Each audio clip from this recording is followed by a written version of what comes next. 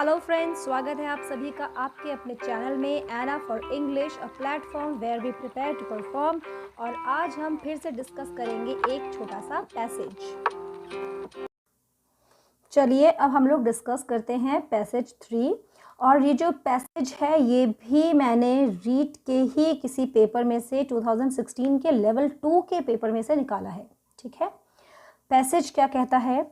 First of all I need work and a decent wage for my work. यानी कि writer इस बात को खुद ही कह रहा है। आई का मतलब राइटर है। अब राइटर कौन है?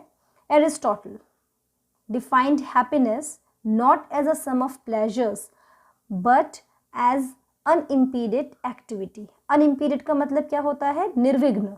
यानी कि कुछ ऐसा काम जब आप कर रहे हो तो उसके बीच में कोई बाधाएं, कोई हर्डल्स, कोई डिस्टर्बेंस ना आए, निर्विघ्न वो काम हो जाए, तो अनइम्पीडेड एक्टिविटी। जब आप पढ़ रहे होते हो, जब आप वीडियोस देख रहे होते हो, जब आप कुछ भी काम कंसंट्रेशन के साथ कर रहे होते हो, एग्जाम दे रहे होते हो या ऑनलाइन टेस्ट दे रहे होते हो, तो you want that activity should be unimpeded, अनइंटरप्ट।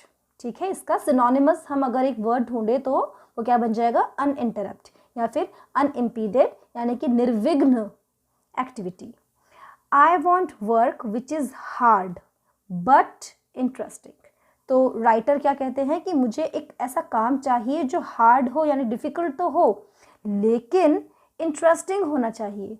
अब कोई बहुत, जैसे आप तैयारी कर रहे हो, थोड़ी डिफ़िकल्ट तो है लेकिन इंटरेस्टिंग है। ठीक है, I am exceptionally lucky because I can choose my own work to a large extent. Aristotle कहते हैं कि मैं बहुत लकी समझता हूँ अपने आप को, क्योंकि मैं मेरे काम को चूज़ कर सकता हूँ अपने एक काफ़ी स्ट्रॉन्ग लार्ज एक्सटेंट तक, तो मैं चूज़ कर ही सकता हूँ। कैसे? वो कहते हैं कि if I respite from science I can go and B a war correspondent. भाई अगर मैं साइंस के बारे में लिखता लिखता, आप जानते हैं ना एरिस्टोटल कौन है? एरिस्टोटल, अगर हम हिंदी में बात करें तो एरिस्टोटल को आप बोलते हो अरस्तु। ये दार्शनिक हैं। इन्होंने न केवल दर्शन में यानी कि फिलॉसफी में ही नहीं बल्कि बहुत सारे फील्ड्स में अपने बहुत सारे कंट्रीब्यूशन दिए हैं। ठीक है, तो ये क्या कहते हैं कि अगर मैं साइंस के काम करते करते थक जाऊं या उससे मैं एक ब्रेक या रेस्ट लेना चाहूं तो आई can go and B a war correspondent. कि कहीं पे कैसी वॉर होती है, क्या होती है, उसके अंदर उनके थोड़े से डिटेल्स को एक्सप्लेन करने लग जाऊं। और राइट चिल्ड्रंस स्टोरीज, क्योंकि एरिस्टोटल ने बहुत सारी चिल्ड्रंस स्टोरीज भी लिखी हैं।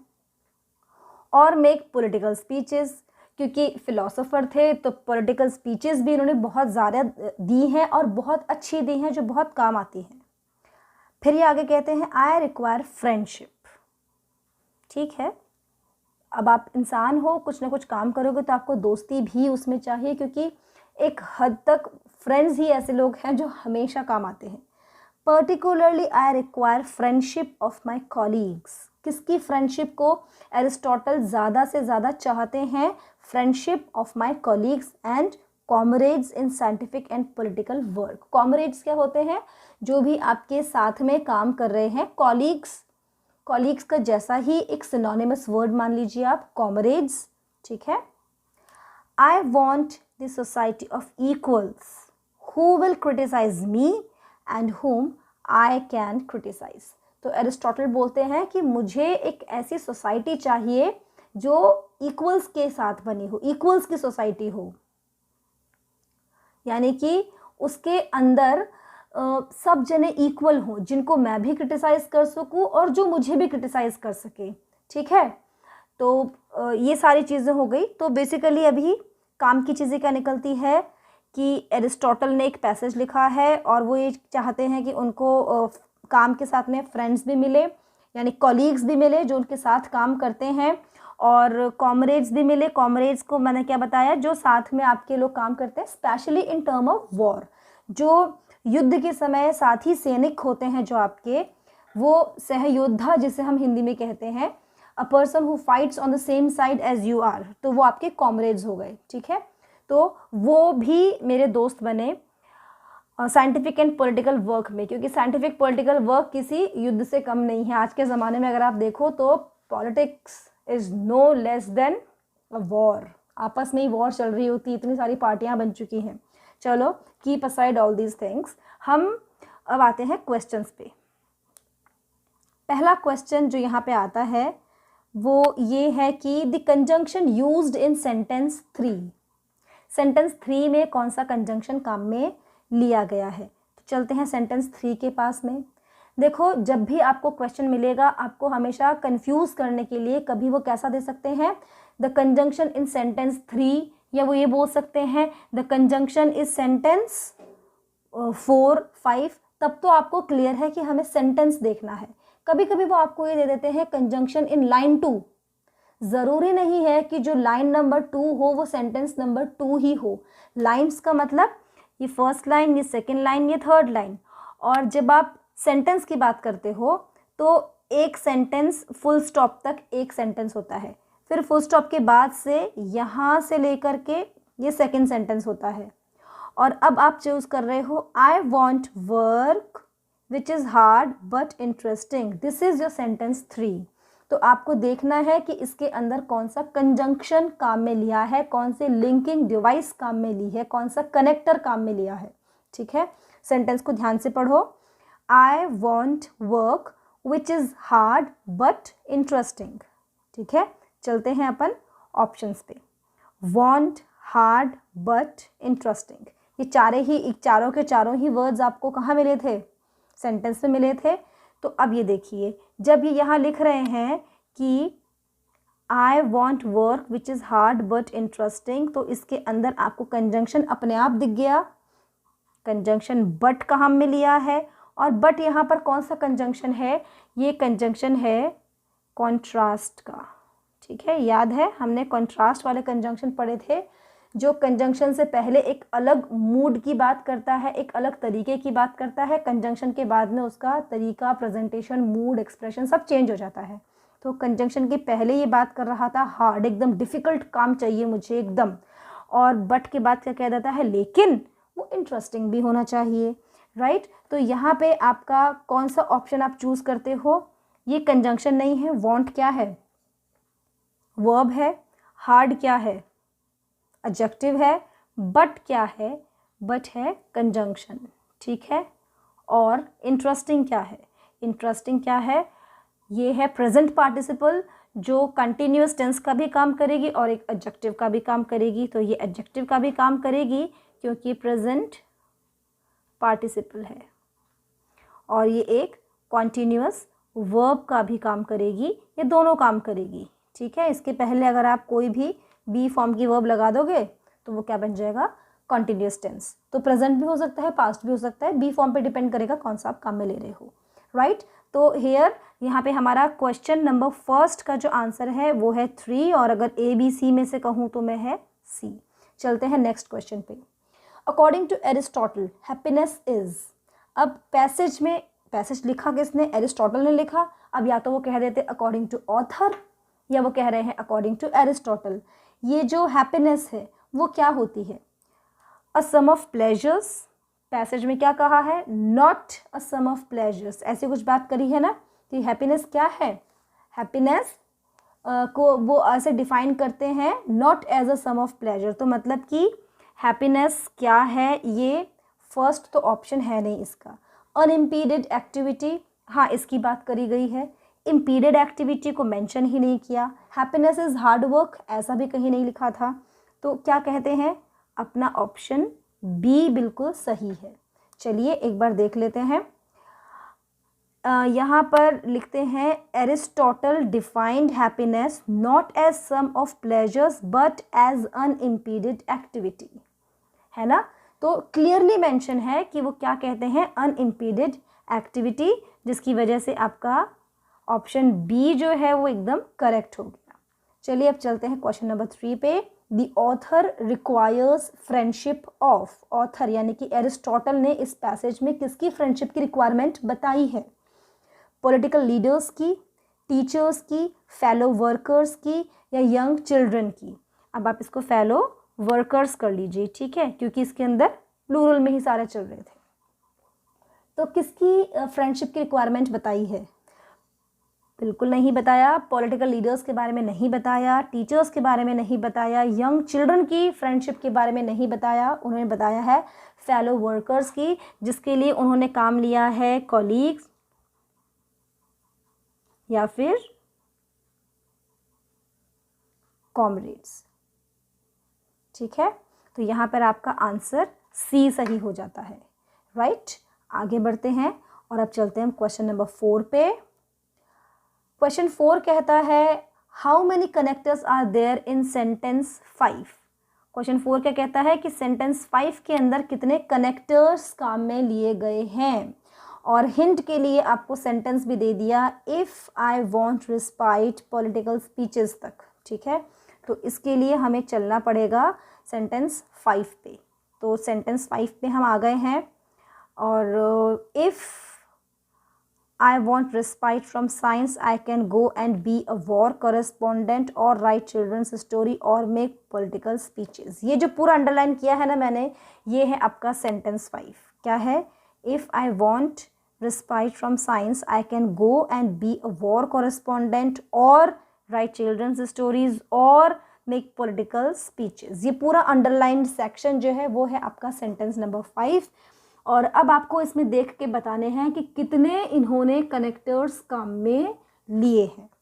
गिनेंगे, कैसे गिनेंगे? If 1, I want respite from science, I can go and 2, be a war correspondent और 3, राइट चिल्ड्रंस स्टोरीज और मेक पॉलिटिकल स्पीचेस। तो कितने सर्कल्स मैंने लगा दिए हैं? मैंने लगा दिए हैं 4 सर्कल्स। इसका मतलब इसका आंसर क्या हो जाएगा? 4। Let's go and check in the question, क्या यहाँ पर 4 ऑप्शन में है? 2, 3, 4। तो इसका आंसर क्या हो गया? 4, यानी कि आपका सी ऑप्शन। आपको एक लाइन में ज़रूरी नहीं है कि एक सेंटेंस के अंदर 1-2 ही कनेक्टर्स हों। सेंटेंस की रिक्वायरमेंट पर, सेंटेंस कॉम्प्लेक्स है, कंपाउंड है, कैसा है, इस चीज़ पर डिपेंड करेगा कि उसके अंदर कितने सारे फ्रेजेस, कितने सारे क्लॉजेस जुड़े हैं। फिर आप समझ पाओगे कि इसके अंदर 2 हैं, 3 हैं, 4 हैं। और आपको कनेक्टर्स की यानी कि कंजंक्शंस की, लिंकिंग डिवाइसेस की पहचान होना बहुत ज़रूरी है। लिंकिंग डिवाइसेस का वीडियो मैंने पहले अपलोड कर दिया है, 4 पार्ट बनाए हैं कंजंक्शन के। वो चारों के चारों पार्ट आपको बहुत ध्यान से पढ़ने हैं। आधा घंटे की 30 मिनट्स के ऑलमोस्ट एक वीडियो है, यानी कि 2 घंटे में आपका कनेक्टर्स पूरा कवर हो जाएगा। जो भी कुछ आपके रीट के लेवल 2 से रिलेटेड, लेवल 1 से रिलेटेड आने वाला है, या फिर दूसरे किसी एग्जाम में अगर कनेक्टर्स आते हैं तो सारी चीज़ें आपको उस लेवल वीडियो में अच्छे से क्लियर हो जाएगा। तो प्लीज़ अगर आपने वो वीडियो नहीं देखा है तो गो टू दैट वीडियो और आप प्लेलिस्ट में से, रीट की प्लेलिस्ट में से सर्च कर सकते हो कंजंक्शन। 1, 2, 3, 4 पार्ट्स मैंने बनाए हैं। राइट, चलते हैं अपने अगले क्वेश्चन पे। Why does the narrator want work? भाई काम क्यों चाहते हैं? एरिस्टोटल ने क्यों कहा था कि उन्हें काम चाहिए? नरेटर तो एरिस्टोटल ही है ना इसमें, या राइटर बोल देंगे या ऑथर बोल देंगे या सब कुछ गायब कर दो, वो कह देंगे why does Aristotle want work. ठीक है, क्यों चाहते हैं? To get decent wages, to make friends, to get happiness, to write children's stories. Exactly आपने चारों ऑप्शन ध्यान से पढ़े और आपको चारों ही ऑप्शन पेपर में पैसेज में मिलते हैं। इसका मतलब सारे ही चीज़ें फैक्ट्स गिवन है पैसेज के अंदर, है ना? क्योंकि एकदम पहली लाइन, ओपनिंग लाइंस जो मिलती हैं, first of all I need work and a decent wage. इसका मतलब डिसेंट वेज ऑथर को चाहिए। उन्होंने कहा था कि मुझे फ्रेंड्स बनाने हैं। क्या लिखा था उन्होंने? आई can go and be a particle, I require friendship. Yes, I require friendship, ये चीज़ भी उन्होंने लिखी थी। फिर उन्होंने लिखा था कि अगर मैं कुछ थका जाऊँ काम से, अगर मैं अवकाश लेना चाहूँ काम से, छुट्टी लेना चाहूँ काम से, मैं थोड़ा सा ब्रेक लेना चाहूँ काम से, तो मैं क्या कर सकता हूँ? बच्चों की स्टोरी भी लिख सकता हूँ, क्योंकि ये भी उनको अच्छा लगता है। अब ये सारे काम मिलकर के कर क्या रहे हैं? राइटर के लिए या एरिस्टोटल के लिए, या आप अपने हिसाब से सोचो खुद के लिए, ये सारे काम मिलकर के क्या देते हैं? ये सारे काम मिलकर के नरेटर को, ऑथर को, राइटर को, एरिस्टोटल को या आपको या मुझको क्या देंगे? हैप्पीनेस। कोई भी काम आप कर रहे हैं तो उससे आपको खुशी मिल रही है। अगर वो काम आपकी पसंद का है तो, ठीक है। वेजेस मिल रहे हैं, सैलरी अच्छी आ रही है तो हैप्पीनेस हो रही है, दोस्त हमारे बन रहे हैं तो हैप्पीनेस हो रही है। हम अगर अपने काम से थक के कुछ नया काम ही कर रहे हैं, उसी काम से रिलेटेड काम हो रहा है अपने लिए, अगर राइटिंग स्टोरीज फॉर चिल्ड्रन, तो भी बहुत हमें खुशी मिल रही है। तो इसका सही आंसर क्या बन जाएगा? सी, राइट।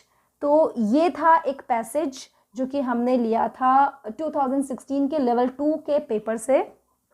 पैसेज की प्रैक्टिस आपको ऐसे ही करनी है। You can go and purchase any of the books, और अगर मार्केट तो अभी वैसे भी बंद है तो आप एक काम कर सकते हो, ऑनलाइन बहुत मटेरियल अवेलेबल है, बहुत सारे पेपर्स हैं। कुछ नहीं करना आपको, तो जाना है आरपीएससी की साइट पे, सॉरी बीएसईआर के साइट पे जाना है, क्योंकि रीट का एग्जाम तो वहीं से हो रहा है, बोर्ड ऑफ सेकेंडरी एजुकेशन। पुराने क्वेश्चन पेपर्स आप सिर्फ इतना सा डालो, REET previous year question papers, और आपको वहाँ से चीज़ें मिलेंगी। आपको सबसे ज़्यादा प्रैक्टिस जो है वो करनी है ओल्ड पेपर्स की, जो प्रीवियस ईयर पेपर्स आए हैं, ठीक है। पुराने पेपर्स की प्रैक्टिस आप करते जाओ। वहीं पे कहीं ना कहीं आपके लिए प्रैक्टिस पेपर भी अवेलेबल है, प्रैक्टिस क्वेश्चंस भी अवेलेबल हैं बहुत सारी जगह पे, आप उन्हें भी प्रैक्टिस करते जाइए। अगर आप एना फॉर इंग्लिश के टेलीग्राम चैनल से जुड़े हुए हैं, तो वहाँ पे मैं अब इनके प्रैक्टिस के क्वेश्चंस भी डालते जाऊँगी, और स्पेशली ये पैसेज के क्वेश्चंस, क्योंकि जब तक आप पढ़ोगे नहीं तब तक बढ़ोगे नहीं, है ना। बेसिकली चीज़ सिर्फ इतनी सी है कि आपको कहीं ना कहीं वन स्टॉप सॉल्यूशन होना चाहिए। अगर आप इंग्लिश एना फॉर इंग्लिश से पढ़ रहे हैं तो आपको टेलीग्राम चैनल पे जा करके बहुत सारे डिफरेंट टाइप के क्वेश्चंस भी अब मैं अपलोड करने लग रही हूँ, ताकि जब भी पेपर हो और हम उसमें फिर थ्रू हो जाएं, ठीक है, ताकि हम उसमें पास हो जाएं। तो अब आप अगर एना फॉर इंग्लिश के टेलीग्राम चैनल से भी जुड़ते हैं तो भी वहाँ पे आपको कुछ क्वेश्चंस मिलेंगे, कुछ पेपर्स मिलेंगे, और वहाँ पर इन्हीं सारी जो भी हम यहाँ पर डिस्कस कर रहे हैं, ये पीपीटीज जो है, इन सब का पीडीएफ आपको वहाँ मिल जाएगा। तो आपके पास में नोट्स लिखने के लिए भी एक स्पॉट सॉल्यूशन मिल जाएगा। अगला जो वीडियो होगा उसमें हम लोग डिस्कस करेंगे मॉडल्स। ये मॉडल्स क्या चीज़ है, ठीक है। आपने पढ़ा है मॉडल वर्ब्स, ठीक है, मॉडल वर्ब्स के बारे में आपने पढ़ा है, और इसी चीज़ को हम अपने अगले वीडियो में डिस्कस करेंगे। बने रहिए आपके अपने चैनल से जिसका नाम है Anna for English, a platform where we prepare to perform, क्योंकि हम सबको बहुत बेहतर परफॉर्म करना है। अपने अपने घरों में रहिए, सेफ रहिए, सुरक्षित रहिए, खुद का और सबका ध्यान रखिए। कल फिर मिलते हैं एक और वीडियो में। टिल देन, नमस्ते, टाटा, बाय बाय।